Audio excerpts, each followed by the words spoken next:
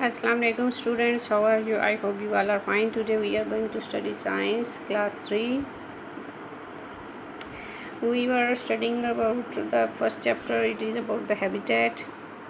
As we study about the habitat and the different forms of the habitat, then we come about the factors which affect the habitat.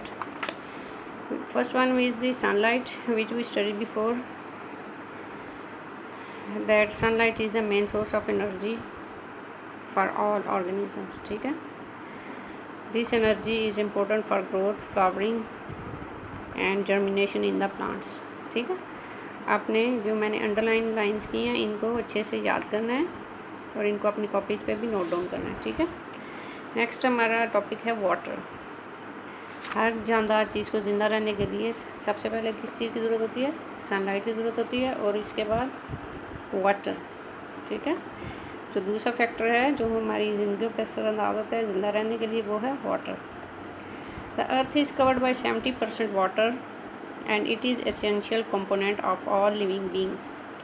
ज़मीन का 70% हिस्सा पानी पे मुश्तमिल है और ये तमाम ज़िंदा चीज़ों के लिए बहुत ज़्यादा अहम है, तमाम जानदारों के लिए बहुत अहम है. ठीक है, ऑल लिविंग बींग्स, तमाम जिंदा चीज़ें, वेदर दे आर एनिमल्स, चाहे वो जानवर हों, और प्लांट्स या पौधे हों, तमाम जिंदा चीज़ें चाहे वो जानवर हों या पौधे हों, need a definite percentage of water. उनको पानी की एक मखसूस मिकदार की ज़रूरत होती है, प्रेजेंट इन देयर बॉडी, जो उनके जिस्म में मौजूद होनी चाहिए, टू रिमेन हेल्दी, सेहतमंद रहने के लिए. ठीक है, अभी जो मैंने अंडरलाइन की हुई है आपने इसको with the heading of water इनको अपनी कॉपी पे नोट डाउन करना है. आपने लिखना है all living beings whether they are animals और plants need water to remain healthy. ठीक है, जो मैंने अंडरलाइन नहीं वर्ड्स किए इनको आपने नहीं लिखना.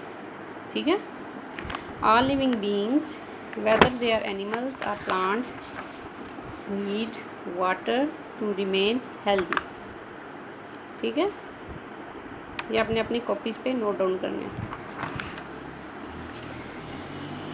इन ह्यूमन बीइंग्स, इंसानों में water helps to regulate the body's temperature. इंसानों में जो ये पानी है ये जिस्म का टेम्परेचर या दर्जा हरारत रेगुलेट करता है, बराबर रखता है, एंड ब्लड प्रेशर, और ब्लड प्रेशर को भी नॉर्मल रखता है. ठीक है, जो पानी है वो टेम्परेचर को और ब्लड प्रेशर को नॉर्मल रखता है. इन प्लांट्स और पौधों में important nutrients are carried from the soil to the plants through water.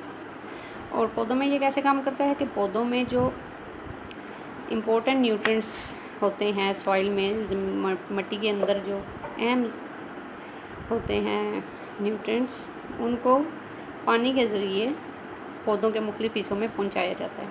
ठीक है, आगे आते हैं एयर की तरफ.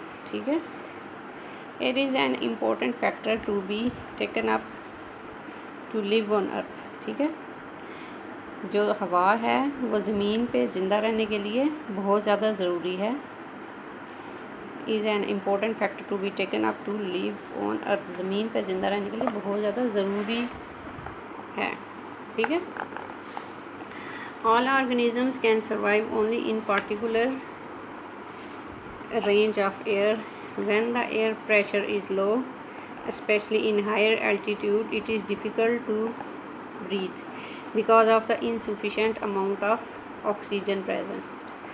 जब भी बहुत ज़्यादा ऊंचाई पे जाते हैं, मतलब बहुत ज़्यादा ऊंची पहाड़ी इलाकों में अगर जाएं तो वहाँ पे ऑक्सीजन बहुत कम होती है, जिसकी वजह से कुछ लोगों को वहाँ पे सांस लेने में बहुत ज़्यादा तकलीफ़ होती है.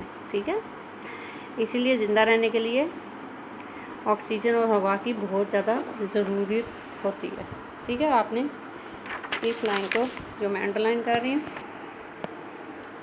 जो मैंने लाइन अंडरलाइन की है, air is an important factor to be taken up to live on earth, and next is all organisms can survive only in particular range of air. ठीक है, इसको आपने कॉपी पे नोट डाउन करना है और अच्छे से इन लाइंस को याद करना है. ठीक है, आज के लिए साइंस का यही होगा.